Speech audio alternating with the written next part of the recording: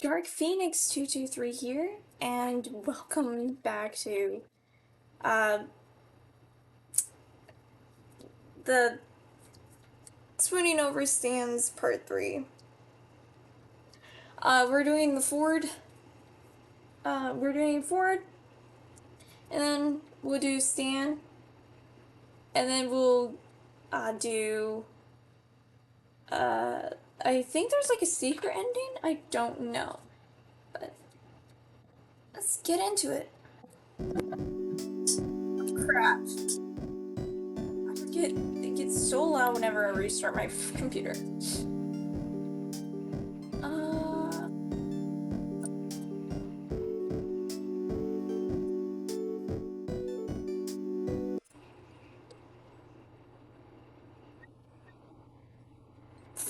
Here it is.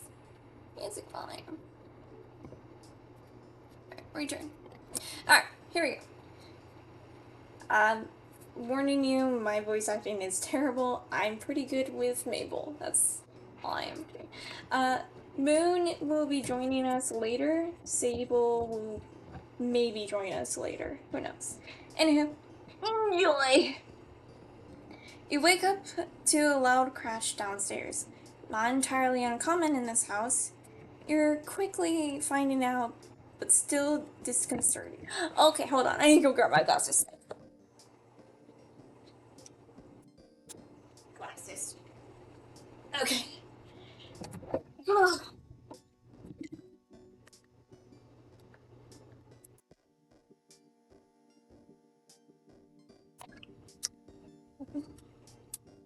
More clatters and thumps lead you to the kitchen, where Mabel teeters on a short stepladder.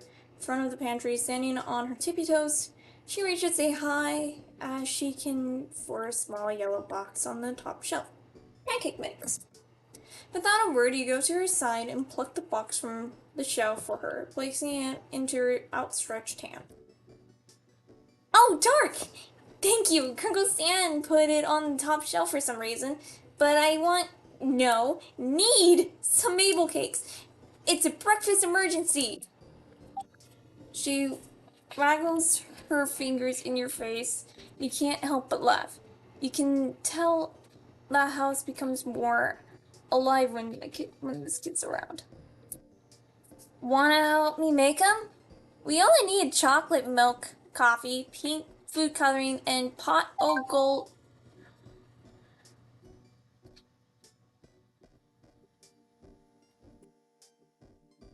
Sorry.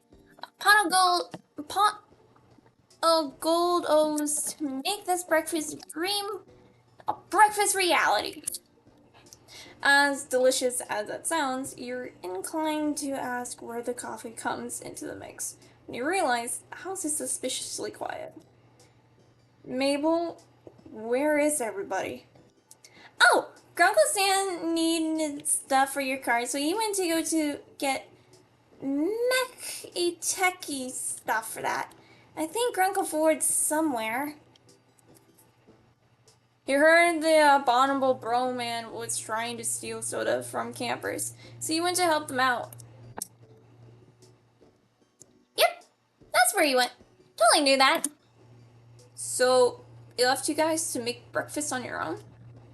You don't know the family well enough yet to know this is commonplace. So the idea of leaving two teenagers alone to fend for themselves seems fine. If one of the teenagers wasn't Mabel, anyway. You still don't know how coffee fits into her Mabel cakes. But now you don't really want to know. Dipper attempts to hide the pancake mix from Mabel while she's grabbing the chocolate milk from the fridge. Apparently he doesn't want to find out either. Mabel, all your Mabel cakes sound absolutely divine. Why don't we think of something so you don't hurt our feelings? Dipper, can you cook? Maybe Dipper can help you make something different. We should save the Mabel cakes for another day, more special day. But Dark!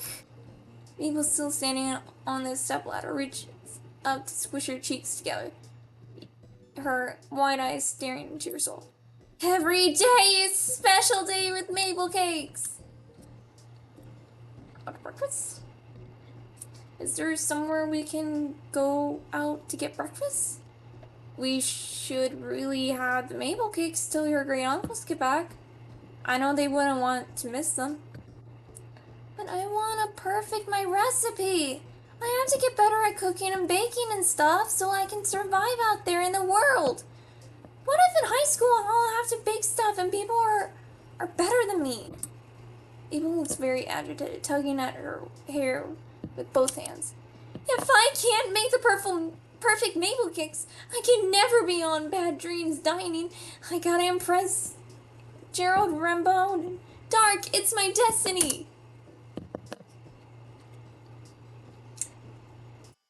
Mabel, what the fuck? You glance at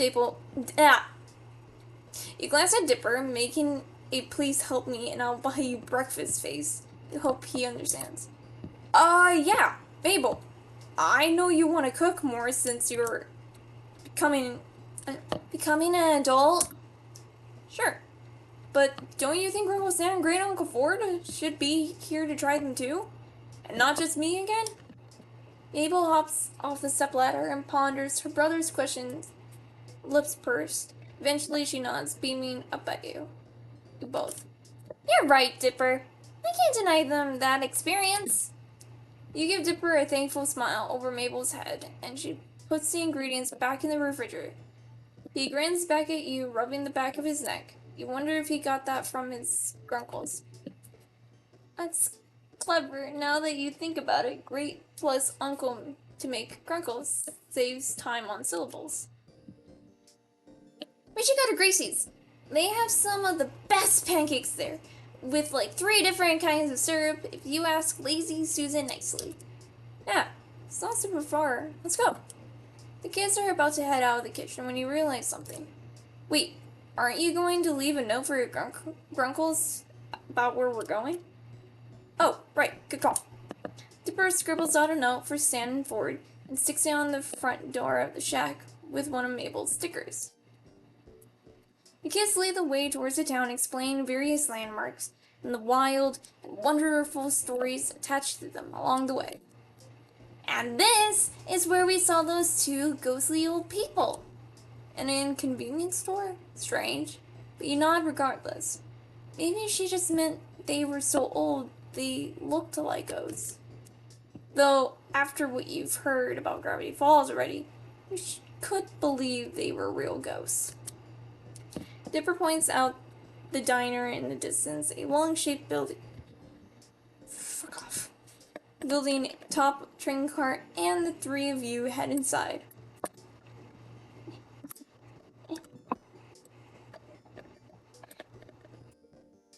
You soon realize that the kids know just about everyone in this town. Several people, young and old, wave at them as the 3 of you find a table and you get the feeling that you're almost famous in Gravity Falls, though you're not entirely sure why. Ow!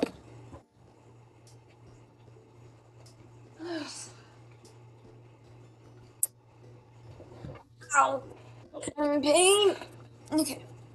You're pretty cute though. Mabel blows the paper wrapper of her straw to Dipper's face, and he retaliates by spotting her with laminated menu. Oh crap. You soon realize it's to know just about everyone in this town. Several people, young and old, wave at them as the 3 of you find a table and you get the feeling that you're almost famous in Gravity Falls, though you're not entirely sure why. But pretty cute. What? Wait, what? What the fuck just happened? I wasn't the only one who witnessed that.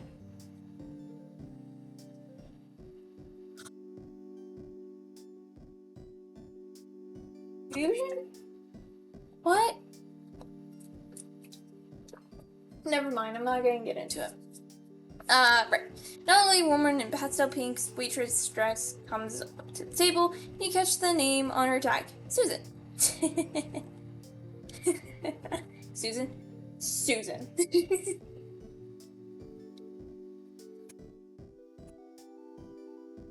A Has-Been Hotel fan. I hope you guys get that reference.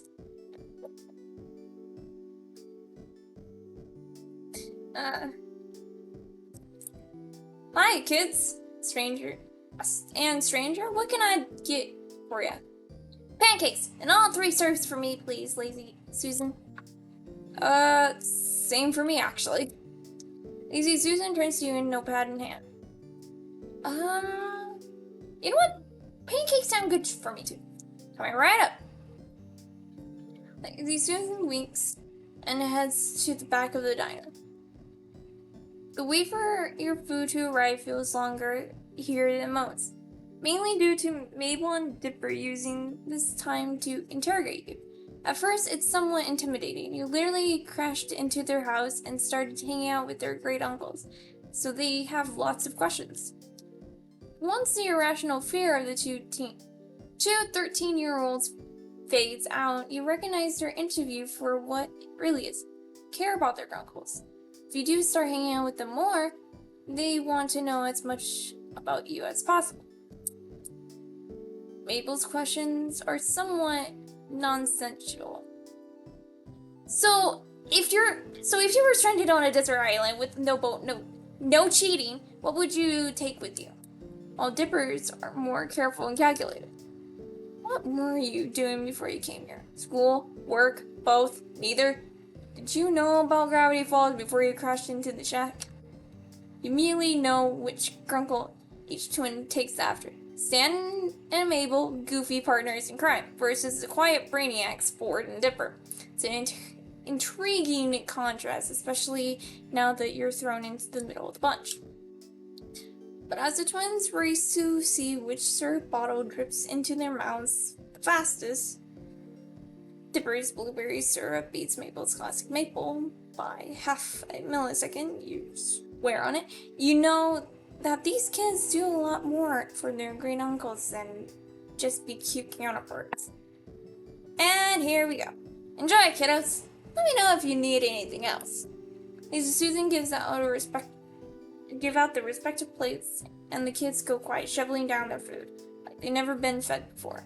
Between mouthfuls, you get a few more questions about yourself, and your theories on aliens versus which member of M Synchronized was your favorite. The table is near silent as the 3 of you eat. That is until Mabel speaks. Yeah, ow. Red popped. Until Mabel speaks through a mouthful of pancake. So dark. If in a totally made up and not real situation you had to pick who your favorite was, would you pick Grunkle Stan or Grunkle Ford? This seems too planned compared to her cutesy questions. Dipper elbows his sister, not so subtly. She elbows him right back, wide-eyed staring at him, and a sibling-linked look can't decipher. Decipher. Decipher. Like, say you're in a movie. Like one of those weird movies Grunkle Stan watches on TV with the ladies in poofy dresses riding horses.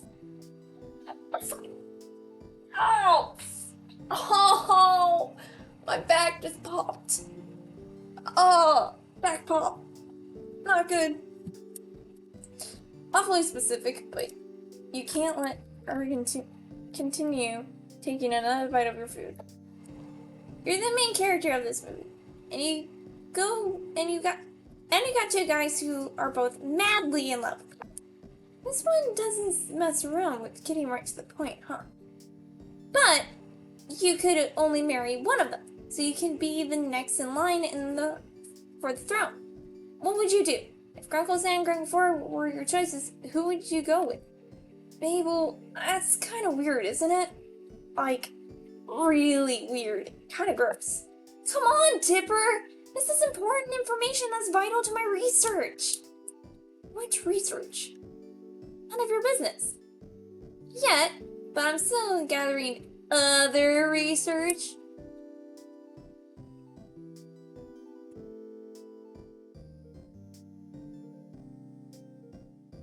Oh yeah, then why were you even there? Other important reasons. Like I said, I don't care. Hell of a boss. Where Fizz and bullets were stuck in a cage. You don't know. Also disappointed. Okay, anyway. Mabel leans towards Dipper's ear to whisper, waggling her eyebrows before she replies in not a whisper, but quite the opposite. Research into how you're a huge nerd. And with that, Mabel catapults the spoonful of melted butter from top of pancakes onto Dipper's cheek with a very, very satisfying splat. Dipper jerks in disgust, but retaliates by smearing strawberry syrup onto Mabel's nose. A drop of stickiness plopping onto her sweater. Ew, gross! You're gross. There's no vitriol, I don't know, between the twins. Why did I take my glasses off again? But of giggles and few more various food missiles. Eventually, syrup streaks Mabel's cheekbones and some of her hair, and Dipper has a small piece of pancake stuck to his face. You guys are dorks. Maybe you're right, but we're twins, so it's adorable. If you say so, Mabel. Wait, quick, Dark, take a picture of us while Dipper's got pancake on his face. I have what? He swipes quickly at his face, and after several passes, gets it off. Aww, I was trying to get more candid pictures of us. Mabel, you have syrup everywhere. Really? Huh. Then it would have been a perfect photo. Here, let me get it. Your hands are sticky enough. You get back up with the napkin in hand and try to wipe some of the syrup off Mabel's cheeks. The excess syrup wipes off easily, but a good portion doesn't budge. I mean, maybe syrup as makeup is the next new look. That's one word. That's one word to put it, kid. Hey! Yay, the Grunkles are here! Okay. Ugh. What time is it? Oh my god, I'm tired. Okay. We wondered where you went once we came back to a suspiciously quiet house. If it weren't for Dipper's note, we would have been worried. Sixer would have been worried. Trying to tell him you kids pull this kind of stuff all the time. Heading out unannounced, putting stress on your poor old Grunkle's heart. He puts a hand over his heart dramatically. All those missing hours of unpaid child labor. Actually, that note wasn't me. Well, I wrote it, but Dark's the one who said we should, so that you know where we went. Both Ford and Stan turned to look at you surprised. Really? Figure these two knuckleheads dragged you here. Why not make breakfast at home? This place is at least 15-minute walk from the shack. Well, glance at Dipper swiping his fingers across Mabel's cheek and licking the blueberry syrup off. Mabel had a pancake in her mouth, chewing on it like grazing sheep. I wanted to treat them to something, I guess. It's the least I can do. You're letting me stay with you and fixing my car. Thought since you were gone, I'd take these two out for a change. Also, Mabel was gonna make Mabel cakes again. You're just mad you can't even make toast right. What? Yes, I can. I burnt it one time. One time. Dipper holds his syrup-tipped finger in the air. Indignant. Well, Mabel wanted you guys to enjoy our Mabel cakes too. And since there wasn't much food, I figured I'd take them out. Sam snatches a pancake from Mabel's mouth and takes a bite out of it, cackling when she stands on the seat. Try and grab it back, climbing over Dipper to reach. Aside from the kerfuffle you catch for its eye, was he staring at you? As soon as he realizes, he quickly sets his gaze somewhere else, looking over your head and out the window. You say that he probably just shifted his attention from his finger hook under the high neck of his sweater and tugs at it. Well, fuck. I used to do really good voices. Now I can't. Well, Dark, I really appreciate you looking after Dipper and Mabel. For us. It was very kind. It was kind of you to bring them here.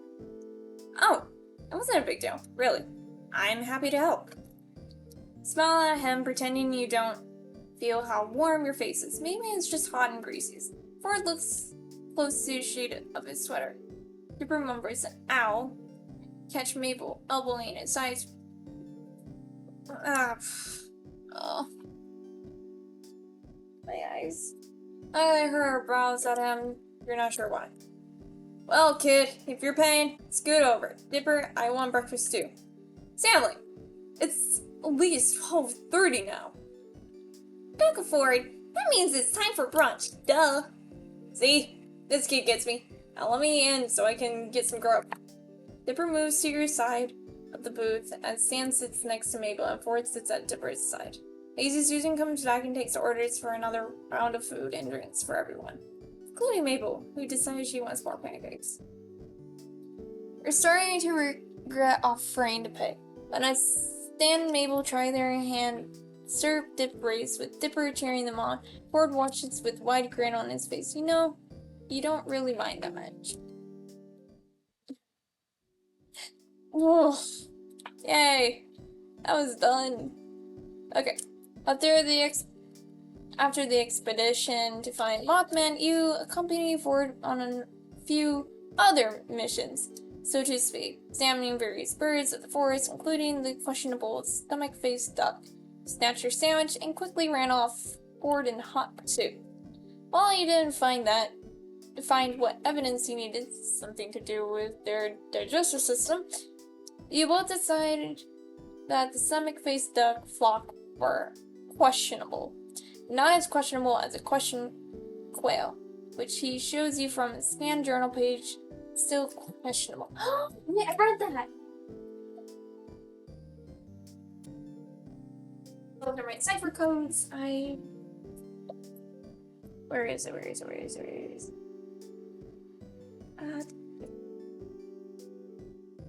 There it goes. Session, the undead. Label. Bottomless place. Okay. Question quail. I will say who the questions. These birds say where, why, when. Known by their black question markings, perhaps cousins of the apostrophe finch and exclamation parakeet. Yeah, that's in the book. The third journal. I do not have the exclusive. I'm saving money to get the exclusive. But I have the third journal. So I'd like to have the exclusive too.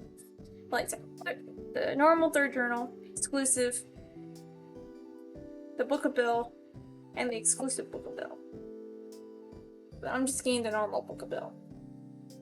So it should be here today. Sorry, talking to myself. You asked why he decided the octopus was too stupid to study. Received a loud groan and too sticky as an answer. Valid point. All in all, your adventures with Ford have been more enjoyable than you expected. Can't help but hope that you'll get to experience another one with him soon. He walked through the living room, lost in thought about question quails and Ford's journal pages, and narrowly avoiding slipping on a sheet of graph paper. Don't look! Oh, it's you. Dipper peers out over a book that proclaims D, and more D, officially licensed campaign journal. He's sitting on the yellow armchair with crisscross legs barricaded in with books and papers. He got a lap of multicolored dice, half-dozen chewed pencils strewn across the floor. You look down and notice the floor is almost entirely covered in graph paper.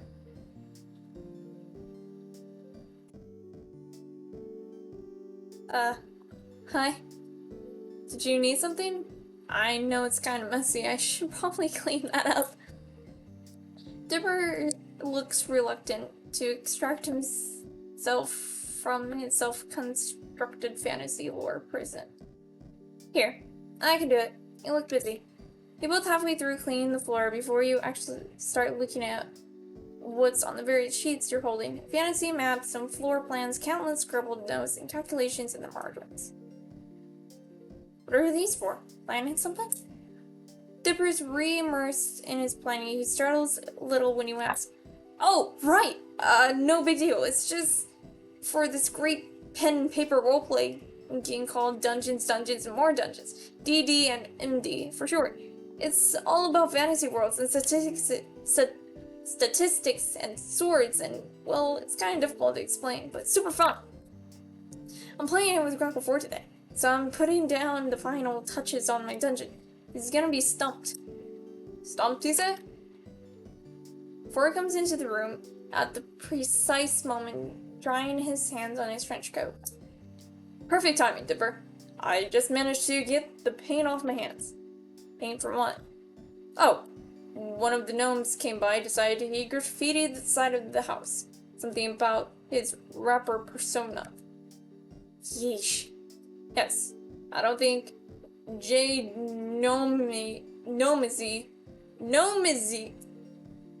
I can't. It's going anywhere in the music business. In any event, I see you've been hard at work. Are you ready for our game? Yes, and oh, Dart. I can take those now. Thanks for the help. Ford looks like he just noticed you standing there for the first time since he entered the room. Dark, I'm glad to see you weren't. God damn it. Alright, redoing that. Dark, I'm glad to see you weren't too shaken up by our adventure yesterday. He grinned and handed Dipper a tall stack of papers, catching a glimpse of the stats for a knock school. Well, I made it back in one piece, right? That's the spirit. Though 90% of a piece would have been good too. You never realized a little difference that 10% makes until you lose it. Uh-huh. So how is the Mothman? Shaken up. All his name of research, though. I've seen him lose a few moths and come back the next week, good as new. A process akin to cycling out dead cells. I would say we just expedited the process. Expedited. Whatever. That process. No moral issues here. Well, Dark, the game calls and I must answer. Stanley's about if you're looking for him, though. Though, well, if you wanted to join our game, I certainly wouldn't object. I can promise a fun afternoon. Another player? Yeah, totally. I can give you a pre-made character sheet to start. And dice. Shoot, where did I put my other set? Don't worry, I've got an extra set. Me? I don't know. I don't even know how to play. Man, there's so many rules. It's really easy to pick up. It's even, kind of popular now. I'm sorry to all you D&D fans out there. I'm not a huge fan of D&D. I don't want to play. I don't like it. I've tried several times to get in it. Back in middle school, I've even sat in a campaign just watching. To be honest, it's boring. I don't understand it. It's yeah, whatever. Not sure about committing the whole afternoon to this game with Ford, though Dipper does seem pretty excited about it. But Stan's around too. You wanted to go check on your car. Well, think about it, Dark. Dipper, my boy, why don't you and I get things set up in the meantime? Ford and Dipper launch into fantasy lore-like as they pop up a cork board against the yellow armchair, pin up of various maps and floor plans with important landmarks, and append their pouches of dice into the carpet. You know what? Since we're doing Ford, we're doing this. Crate! Oh shoot! Did you look at the plans earlier? Those were for the Dungeon Master's eyes only. If I'd known you were gonna join us. Don't worry, I didn't look. Not a relief. No, wait, what if you're lying to getting edged in the game? It's illegal, Crickle Ford! What? I've been here. I was just categorizing these DD and MD books. How many volumes do they have these days? Dipper and Ford put their final pieces in their place. The floor is encircled in a mix of propped up corkboards, books, maps, notes, and loose leaf papers. Ford unfolds a game board in the center of the madness. Brilliant! We're all ready. Don't look so nervous, Dark. You'll have me here to walk you through it. Aw, thanks, Ford. I actually really like that. Thank you, Ford. Ow!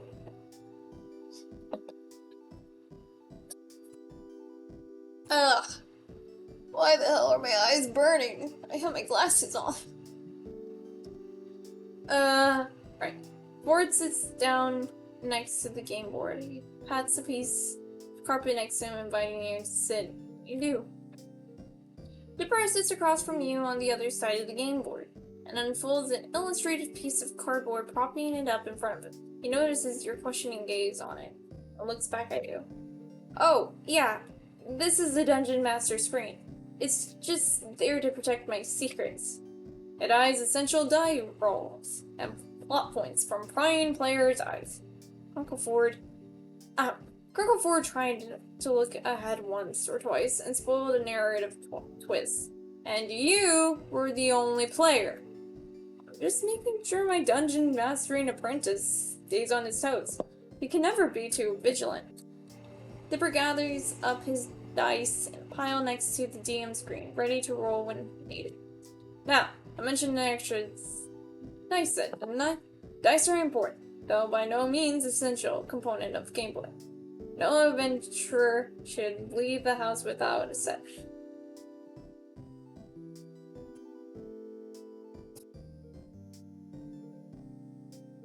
Like that's why I did not like that sound. I keep mine in the souvenir velvet dice bag from Dimensia local game store. Yes. Ford retrieves the dark drawstring bag from its coat and empties it on the floor, where dice of all different shapes and sizes come tumbling out.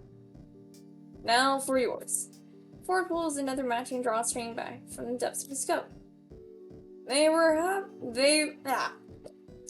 having a buy one get one discount. Go ahead, take a look. These will be yours for the session. You pour these dice onto the carpet as well, metallic gold with the numbers embossed in black. Are these bill dice? Wait, are these Bill's dice? Cause you're gold and black. Does that mean we got Bill's dice? Fancy. Well, I didn't have enough left to make them from solid gold. I was able to electroplate a set for fun. Great Uncle Ford, you electroplated those dice? They're so nice. That didn't mean to rhyme. Maybe you should be the one with the rapping career, not Jay Gnomesy. Ford and Dipper laugh. Yeah, maybe not. But anyway, let me reintroduce our characters. Dipper clears his throat, settling into Dungeon Master persona. When we last left our heroes, Miv, the meddling trapped, the great elven wizard Varen, and the halfling fighter Tyros, in a dungeon filled to the brim with puzzles, riddles, and brain teasers, to reach Miv and end this journey once and for all. We'll have to brave the dungeon's mysteries and escape with their lives intact. Dipper sets two figures side by side on the game board. One is an imposing figure in flowing robes, and the other is much shorter in comparison, but posed with will to prove himself. I suppose the former is Varen, and the latter is Tyros. But what would our two heroes find in the first room of the dungeon but a potentially ally? just as trapped as they are. Who will join them in their quest for freedom? Dipper places 3 figures on the carpet, just off the side of the game board. And you get to choose your character now, Dark. These are starters, with pre-made templates, so they're good for short notice editions like this.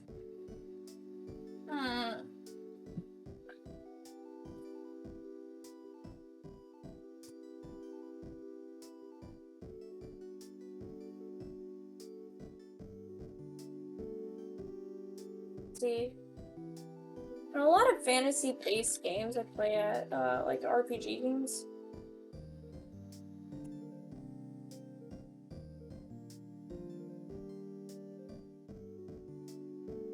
fighter. That's what I'm gonna do. Fighters are hardy, brash, and know how to pack a punch. I may be small, maybe weak, but I know how to punch hell hard. I broke a computer one time by accident. Another fighter, huh? We might need that. Wizards can be quite squishy. My wizard has extra points in constitution. You glance at Ford's character sheet and see that while Ford's wizard might be a little buffer than normal, he's a little low on wisdom. Be dwarfing? Sure. Dipper moves your figure onto the board besides Varen and Tyrus. Alright, what's their name gonna be?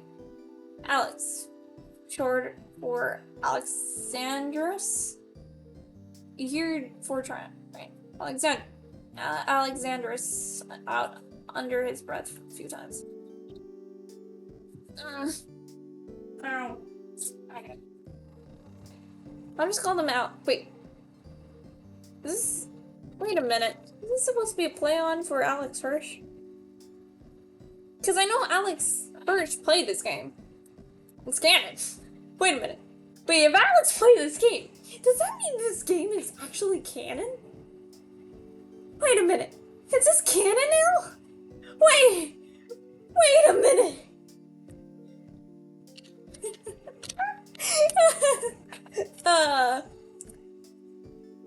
Let's call him Alex. Here's your character sheet. It's got all the info on it. Our heroes encounter Alexandros, Alex for short, in the first room of the dungeon. Alex, what's your deal with our main villain? Miv the Medley?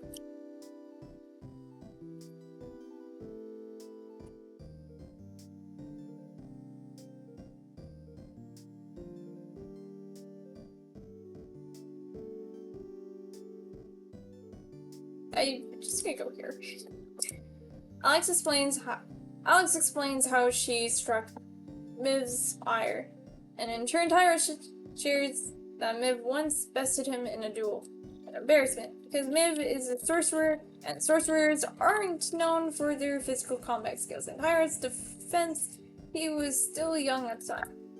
But none of this matters, because to finally face out Miv, they must escape. Ooh! Wait a minute. Proceed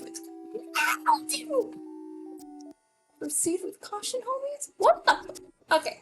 I'm gonna stop part 3 here, and from this is where we'll pick up for part 4. I hope you guys like part 3. The other 2 are funny because I had my friends participate in the Discord call. But anywho, I hope you all enjoy this. It's a really fun game. The graphics is really good.